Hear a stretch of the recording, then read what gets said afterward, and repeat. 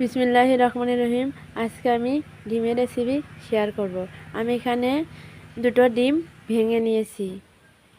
এখন এখানে দিয়ে দিলাম একটা পেঁয়াজ কুচি, কাঁচামরিচ কুচি, স্বাদ মতো লবণ, হলুদ, জিরার গুঁড়া, সবগুলো আমি ভালোভাবে মিক্সড করব।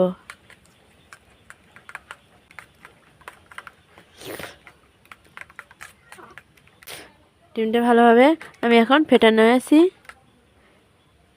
চুলায় কড়াই দিয়েছি। এখন আমি এখানে দিয়ে দিলাম তেল। এখন আমি দিয়ে দিলাম ডিম।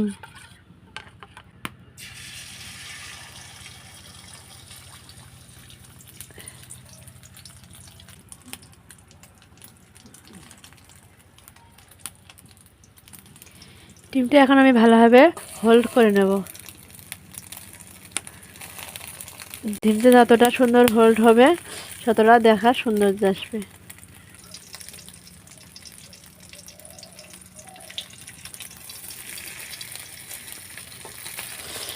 কতটা সুন্দর হয়েছে।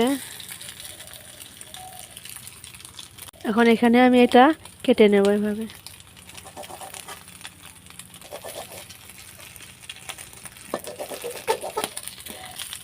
কতটা সুন্দরভাবে হয়েছে। এখন এটা আমি নেমে নেব।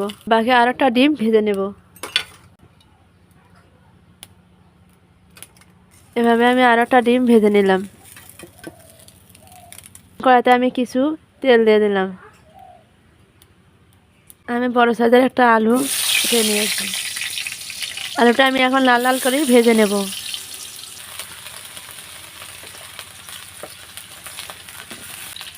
আলুতে আমি সামান্য পরিমাণ লবণ দিলাম, একটু হলুদ,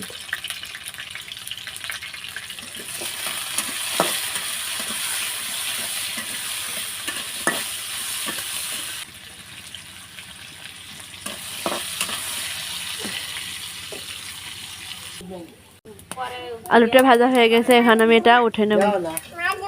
এখন এখানে দিয়ে দিলাম গরম মশলা।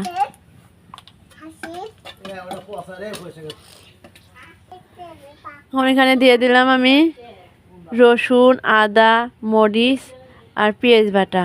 হালকা হালকা পরিমাণে আমি রসুন আর আদা বাটা দিয়েছি। এটা ডিম যেহেতু সেজন্য অল্প পরিমাণে দিয়েছি।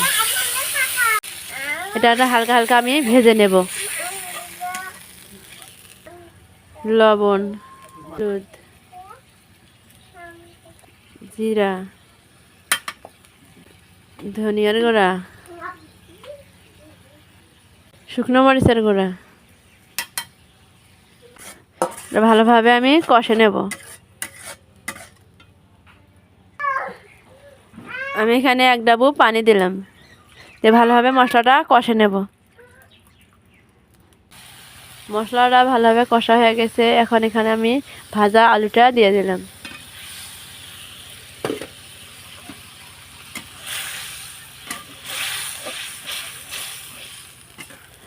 আলুটা আমি ভালোভাবে এখানে সেদ্ধ করে নেব। আলুটা এখন ভালোভাবে কষা হয়ে গেছে। এখন এখানে আমি ঝোল দিয়ে দেব।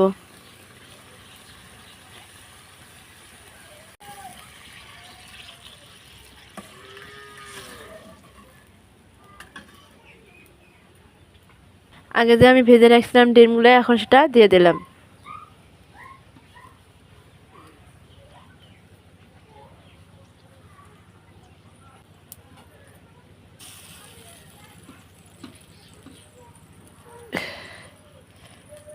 ডিমগুলো এখন আমি ঝোলের সাথে ভালোভাবে মিক্সড করে নেব।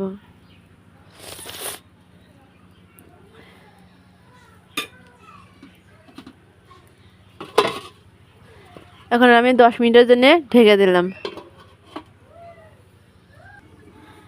10 মিনিট পরে আমি আবারও দেখাচ্ছি। দেখেন কতটা সুন্দর হয়েছে। তরকারিটা এখন হয়ে গেছে। আজকের রেসিপি এখানে শেষ। দেখা হবে অন্য কোনো রেসিপিতে। সবাই ভালো থাকবেন।